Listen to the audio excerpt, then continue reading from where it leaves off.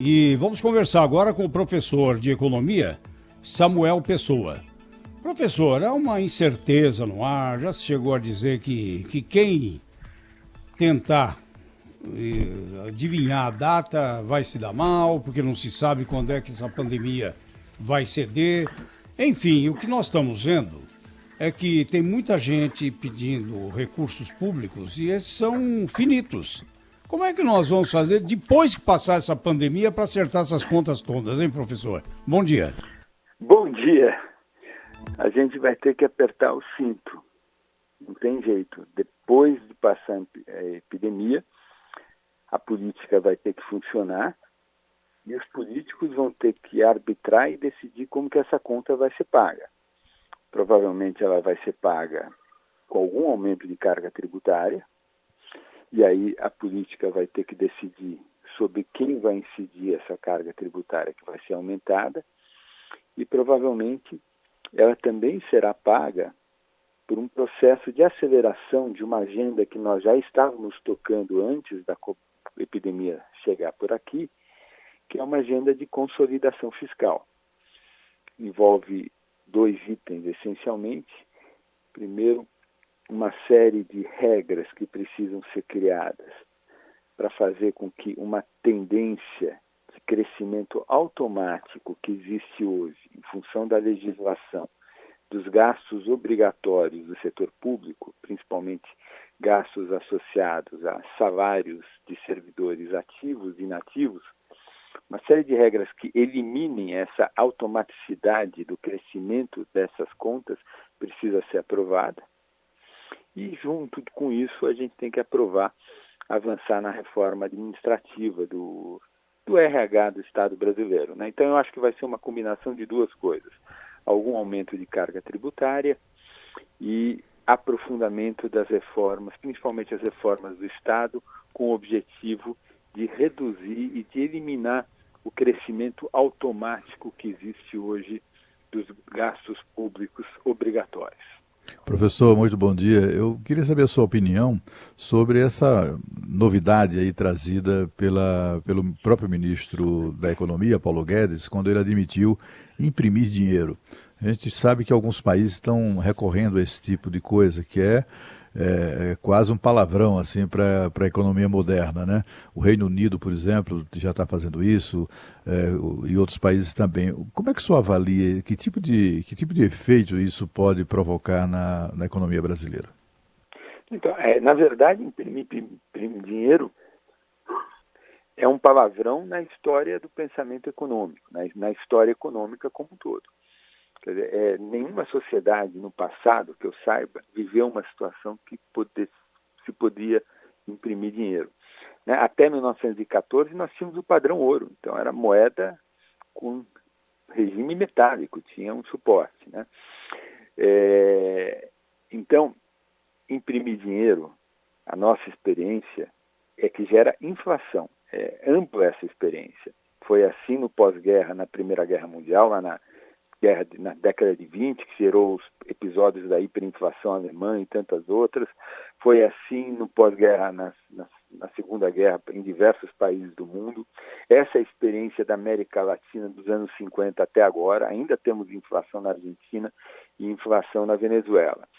Então, o problema inflacionário é premente. Então, o que é estranho, e é isso que eu preciso explicar aos espectadores, aos ouvintes da rádio, por que alguns países conseguem fazer isso agora? E agora é uma excepcionalidade na história da humanidade. E o que é? O que aconteceu de diferente? Primeiro aconteceu isso no Japão a partir de meados dos anos 90 e aparentemente o hemisfério norte, os países desenvolvidos, caminham para isso. É o seguinte: esses países, por uma série de motivos, essencialmente são dois motivos principalmente que explicam essa tendência, que dois motivos são esses. Primeiro, uma mudança demográfica profunda, única na nossa história, que é sociedades maduras passarem a ter uma queda da taxa de crescimento populacional e um forte envelhecimento da população. Conjuntamente com essa mudança demográfica profunda, tem uma queda da taxa de crescimento da produtividade. Essas duas forças afetam a poupança e afetam o investimento, afetam a poupança na direção de aumentar a poupança e afetam o investimento na direção de reduzir o investimento, e o balanço entre os dois fez com que, por motivos reais, não por motivos monetários, a taxa de juros de equilíbrio nessa sociedade fosse a zero. Quando a taxa de juros vai a zero, aí moeda e dívida são iguais. E qual a diferença entre moeda e dívida? É que moeda não rende juros e dívida rende juros. Ora, se moeda e juros e dívida passam a ser iguais aos olhos dos investidores, porque ambos rendem juro zero, aí o governo pode se financiar por moeda em vez de se financiar por dívida.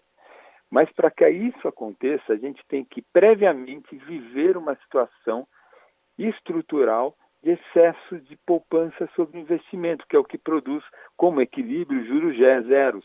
E é, portanto, isso que faz com que financiar o déficit público por meio de emissão de papel moeda não gere inflação. De tudo que eu falei, ficou claro que a situação dos países latino-americanos, em especial a situação brasileira, não é essa. Interessante, professor, porque a vida inteira a gente ouviu essa questão da emissão de moeda quase como um palavrão no meio econômico, né? Na época inflacionária, então, era sinal que a crise estava se agravando. Algum país fora desse contexto aqui da América Latina já conseguiu fazer isso com sucesso, professor? Não, o Japão faz isso com sucesso. Tá? O Japão é um país que vive, desde meados dos anos 90, esse equilíbrio estranho. Ele é um equilíbrio estranho do ponto de vista da experiência histórica nossa. Mas ele não é um equilíbrio estranho em função da teoria econômica padrão. A teoria econômica padrão prevê circunstâncias em que o equilíbrio da economia é com juros zero ou até negativo. E a gente sabe que as condições para que isso aconteça, um dos elementos importantes é uma taxa negativa de crescimento demográfico, que é o que ocorre com o Japão. Todo ano, o Japão perde uma cidade de 300 mil habitantes. Então, se a população está diminuindo, faz todo sentido que a gente tenha excesso de poupança sobre investimento, os juros são zeros, e se os juros são zeros, você pode financiar. Então, por exemplo, se a gente olhar a dívida pública japonesa, ela é gigante. Ela é mais de 200% do PIB. Só que o Japão, como um país, ele não é endividado. O Japão é credor do mundo. Se olhar as contas do Japão, ele tem, contra o resto do mundo, ativos. Mas internamente, como tem esse equilíbrio de juros muito baixos, o setor público precisa se endividar para manter a economia ativa, crescendo, porque o setor privado é excessivamente poupador. Então, esse é um caso japonês e, aparentemente, a Europa caminha nessa direção também. Professor Samuel, Rafael Colombo, tudo bem? Ô, Rafael, prazer em falar Tudo com jóia. você. Prazer. Professor, ontem foi anunciado esse acordo entre o Senado e o Ministério da Economia para repasse de 60 bilhões de reais para estados e municípios, mais o perdão da dívida. Tudo deve dar perdão por um determinado período, a suspensão do pagamento da dívida, 120 bi, com contrapartidas. Uma delas deve ser o congelamento dos salários dos funcionários públicos por 1 ano e meio. Esse acordo é melhor do que aquele projeto que tinha saído da Câmara? Eu acho que numa dimensão sim, noutra dimensão não.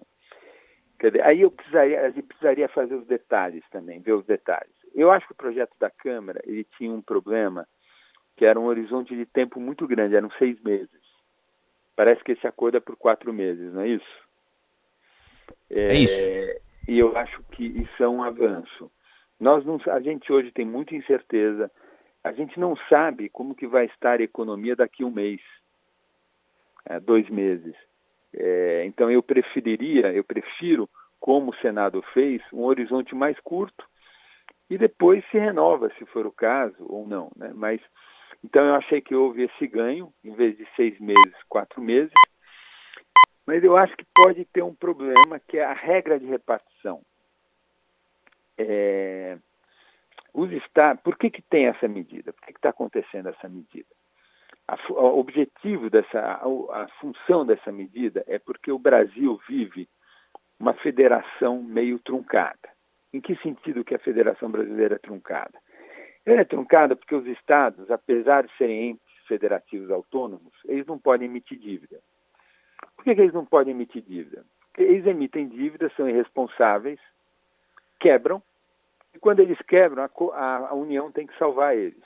E aí a União estatiza, socializa entre todos os estados a dívida que aquele estado fez. E a gente não tem, na verdade, ainda no nosso ordenamento jurídico, uma regra dura que enquadre os estados. Se você der permissão para os estados se endividarem, vai ter um governador responsável que vai fazer um monte de dívida, vai quebrar o estado dele depois de alguns anos e vai passar a conta para a União. Nos Estados Unidos não é assim. Nos Estados Unidos, quando uma cidade ou um estado quebra, a União não faz nada, deixa eles se ajustarem. E aí, como eles têm essa relação mais dura, eles podem dar direito para os estados emitirem dívida que os estados vão emitir responsavelmente, porque eles sabem que se fizerem bobagem, o problema vai cair no colo deles, não vai ser socializado com a União. Como no Brasil a gente não consegue criar regras duras assim, a gente tutela os estados. Os estados não podem se endividar. Ora, os estados não podem se endividar, mas agora é um momento que todo mundo deveria se endividar, porque é uma tragédia, é uma calamidade. Então, a contrapartida dos estados serem entes tutelados, porque, na verdade, eles não têm, na prática, autonomia, porque eles não são responsabilizados integralmente pelos seus atos, é que, numa situação como esta, a União tem que dar uma mesadinha para eles, para que eles consigam pagar a conta. Vem essa crise, a receita de ICMS e de ISS vai cair muito.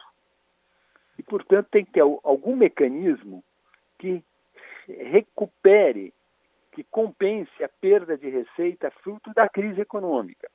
O que saiu da Câmara atendia a esse objetivo, porque pegava a receita observada no ano passado, comparava com a receita corrente desse ano e a União compensava a diferença.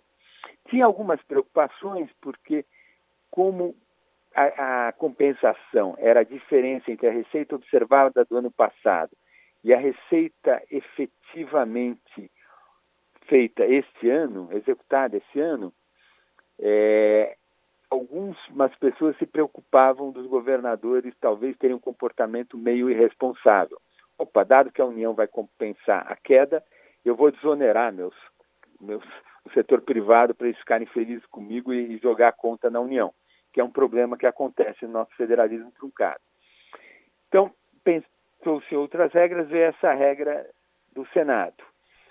Essa regra do Senado, ela tem essa vantagem de ter um prazo mais curto, ela tem também uma vantagem de não ser condicionada no que estiver ocorrendo na receita atual, pelo que eu entendi dela, mas precisa ver se a regra de repartição vai ser justa entre os estados com relação à perda de receita que os estados vão vivenciar, né? Isso não está claro para mim, eu não estudei ainda com detalhe essa legislação nova.